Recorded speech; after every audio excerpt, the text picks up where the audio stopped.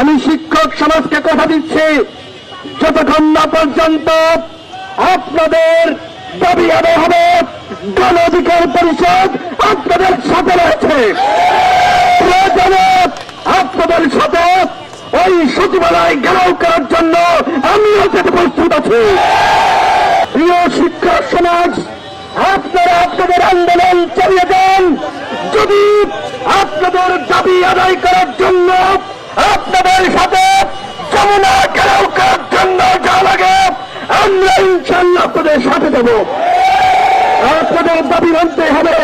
আমি সর্বশেষ শিক্ষা উপদেষ্টাকে বলতে চাই, আপনি শিক্ষক ছিলেন, সুতরাং এই শিক্ষকদের সমস্যা সম্পর্কে আপনার জানার কথা।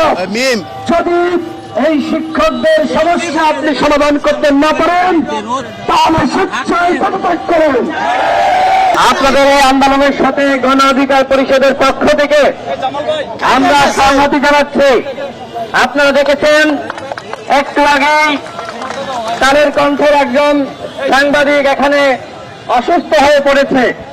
এরকম আপনাদের অসংখ্য শিক্ষক অসুস্থ হয়েছে, যাদেরকে হাসপাতালে দিতে হয়েছে। আমরা সরকারের কাছে দাবি রাখতে চাই, শিক্ষকরা যে আন্দোলন করছে এই আন্দোলন অযৌক্তিক আন্দোলন নয়।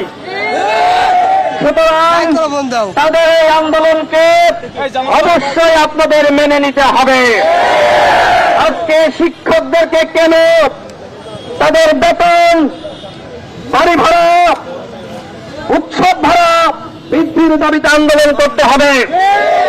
4 গুণ শক্তিশালী এনজাইম ও অধিক ফেনা সমৃদ্ধ অরিক সিলভার ওয়াশ মাত্র 70 টাকায়।